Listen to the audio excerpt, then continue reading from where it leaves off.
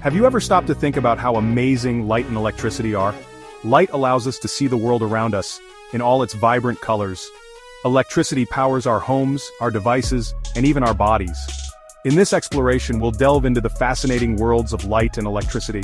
We'll uncover the laws that govern their behavior and discover how these forces shape our lives. Get ready for a journey into the heart of physics where we'll unravel the mysteries of these essential phenomena. Let's begin our adventure. Mirrors are more than just everyday objects. They are windows into the fascinating world of light and its behavior. When we look into a mirror, we see a reflection of ourselves, but there's so much more happening beneath the surface. They hold the key to understanding how light behaves. By studying mirrors, we can unlock the secrets of light's journey, from the moment it leaves a source to the instant it reaches our eyes. When light bounces off a surface, we call it reflection. This simple phenomenon is the foundation of many optical devices and technologies we use every day.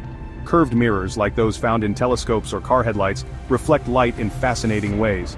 These mirrors can focus light to a point, magnify images, or even create virtual images that appear to be behind the mirror. Imagine a sphere and slice off a portion. This curved surface can act as a mirror, reflecting light in unique and interesting ways. That curved surface can act as a mirror. Depending on the shape of the curve, the mirror can either converge light to a focal point or diverge it, spreading the light out. The center of that original sphere, that's our center of curvature. This point is crucial in understanding how curved mirrors work, as it helps determine the path of reflected light rays. An imaginary line passing through the center of the mirror and the center of curvature is the principal axis. This axis serves as a reference line for measuring angles and distances in optical calculations. Where parallel light rays converge after reflection is the principal focus. This point is where the light rays meet, creating a bright spot that can be used in various applications, from focusing telescopes to designing headlights. The distance from the mirror to this focus point, that's the focal length. This measurement is essential for understanding how the mirror will affect the light and the images it produces. These terms help us predict how images will look in curved mirrors, whether magnified, reduced, or even flipped. By understanding these principles, we can design mirrors for specific purposes, from everyday use to advanced scientific instruments. The mirror formula, a handy mathematical tool, connects the object distance, u, image distance, v, and focal length, f. 1 over f equals 1 over u plus 1 over v. This formula allows us to calculate the position and size of images formed by mirrors. Magnification, how much larger or smaller the image appears, is calculated as the ratio of image height to object height. This concept is crucial in applications like microscopes and telescopes, where precise magnification is needed to observe tiny or distant objects. Light travels in straight lines, right? Well, not always. When light encounters different materials, it can behave in fascinating ways. One of the most intriguing phenomena is refraction, where light bends as it passes from one medium to another. This bending of light is not just a simple trick, it has profound implications in our daily lives and in various scientific fields. When light passes from one medium to another, such as from air to water or from glass to air, it changes direction. This change in direction is due to the difference in the speed of light in different materials. For instance, when you place a straw in a glass of water, it appears bent at the surface of the water. This is because light rays are bending as they move from the water to the air, creating an optical illusion. This bending of light is called refraction. Refraction is not just a curious effect, it is a fundamental principle that explains many natural and technological phenomena. Why does this happen? Light slows down or speeds up depending on the medium it's traveling through. In a vacuum, light travels at its maximum speed, but in other materials it slows down. The amount by which light slows down is determined by the material's refractive index. We measure this change in speed with the refractive index, a crucial concept in optics. The refractive index is a ratio comparing the speed of light in a vacuum to its speed in a particular material. This ratio helps scientists and engineers design lenses and other optical devices. For example, the refractive index of water is about 1.33, meaning light travels 1.33 times slower in water than in a vacuum. This property is essential for understanding how lenses work.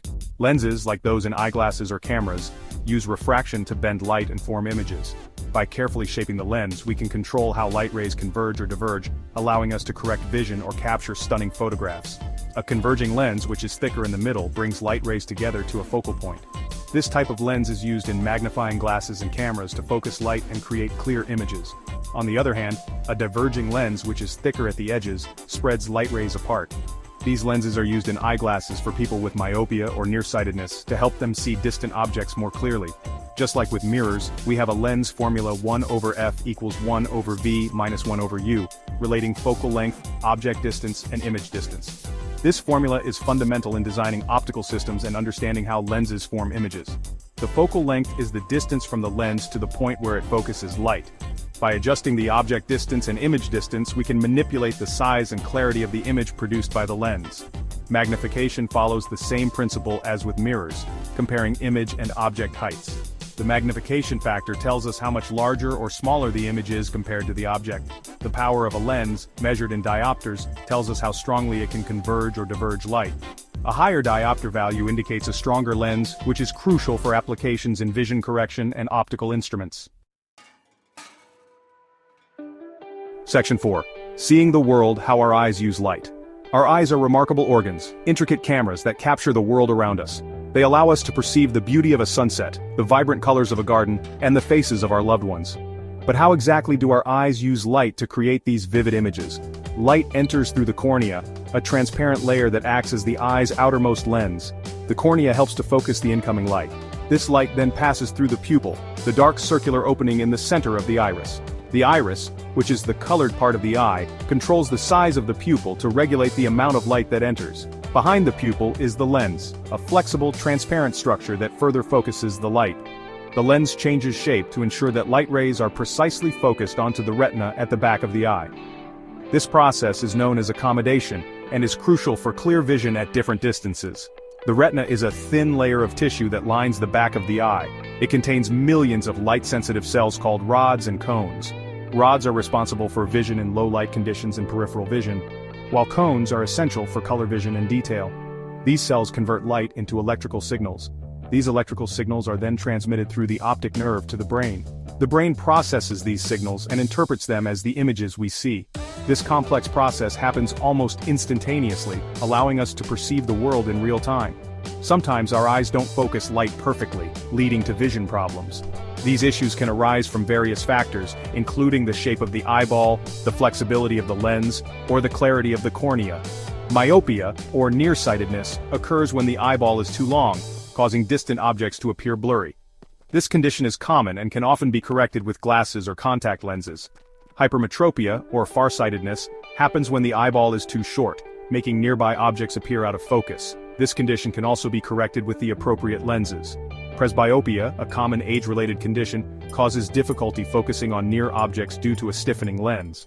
As we age, the lens loses its flexibility, making it harder to see things up close. Fortunately, we can correct these vision problems with lenses.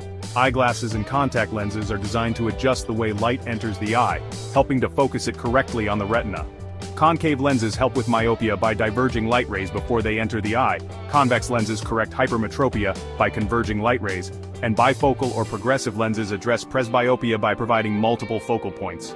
With these advancements, we can continue to enjoy clear vision and the beauty of the world around us. Section 5. Rainbows and blue skies. Light's colorful tricks. Have you ever wondered how rainbows form or why the sky appears blue? These phenomena occur due to the way light interacts with matter. When light passes through a prism, a triangular piece of glass or plastic, it gets separated into its different colors, creating a spectrum of vibrant hues.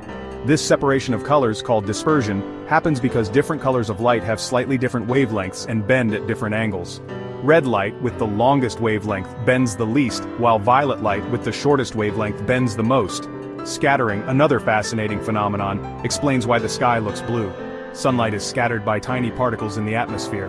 Blue light, with its shorter wavelength, is scattered more strongly than other colors, making the sky appear blue to our eyes. At sunset, when sunlight travels through more of the atmosphere, we see more of the longer wavelengths, resulting in those beautiful orange and red hues. Section 6. The flow of electricity, current, voltage, and resistance. Electricity is all about the flow of tiny charged particles called electrons.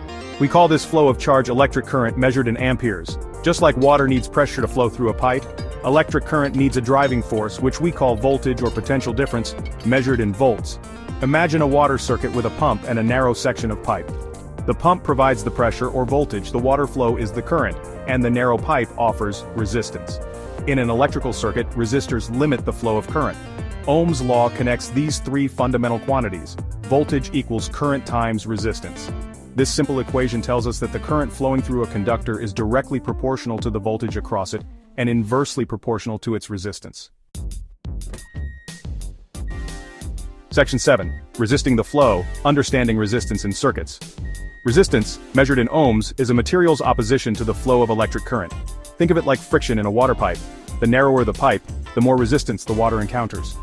Different materials have different resistances. Conductors like copper and aluminum have low resistance, allowing current to flow easily. Insulators like rubber and glass have high resistance, blocking the flow of current. The resistance of a material depends on several factors, including its length, cross-sectional area, temperature, and the material itself. Longer wires have higher resistance, while thicker wires have lower resistance. We can connect resistors in series, end-to-end, or in parallel, side by side. In a series circuit, the total resistance is the sum of the individual resistances. In a parallel circuit, the reciprocal of the total resistance is the sum of the reciprocals of the individual resistances.